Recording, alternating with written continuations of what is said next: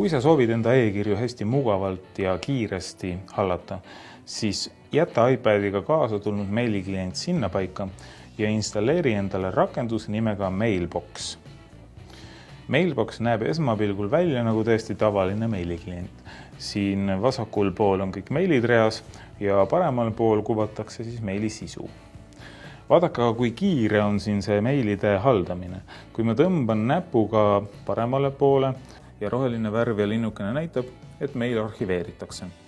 Kui ma tõmban natukene rohkem paremale poole, siis punane värv ja ristikese ikoon näitab, et see meil kustutatakse.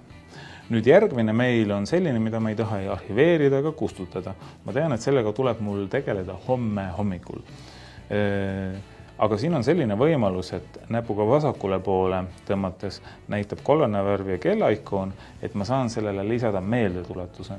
Ja mul on siin kohe olemas hästi kiired valikud ja siin nende seas on ka homne, et ma saan selle meili saata homseks päevaks. Ja mis nüüd juhtus on see, et seadetes ma saan täpsustada, et millal täpselt see homne päev olema saab. Näiteks homne päev minu jaoks saab olema kell 9. Ja nüüd, kui see kell 9 kätte jõuab, siis see sama meil, mille ma siit sisendkaustast minema saatsin, tuleb minu sisendkausta tagasi ja sellele lisatakse veel kollane tärnikene juurde ehk Outlookis lipukene, mis tähendab, et see on tähtis e-mail ja mis teeb kindlaks selle, et ma seda e-maili kindlasti mitte ära ei unusta. Üks liigutus on siin e-mailide juures veel.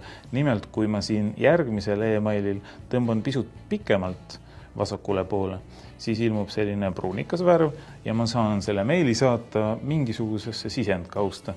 Näiteks saan selle saata arvete kausta ja lähebki see siit eest ära. Kogu selle Mailboxi kasutusloogika ongi tehtud niimoodi, et ma saan neid meile siit ära saata igale poole. Mõnega muidugi tegelen, mõned saadan homseks, mõned saadan järgmisesse kuusse, mõned arhiveerin, mõned kustutan. See tähendab, et ma saan enda sisendkausta selle koha, kuhu meilid tulevad, hoida puhtana. Sealt meilid igale poole mujale saates. Ja niimoodi saame me keskenduda ainult nendele olulistele meilidele, mis praegusel hetkel just väga olulised on ja millega ma praegu just tegelema pean. Loomulikult on siin Mailboxis palju häid omadusi veel.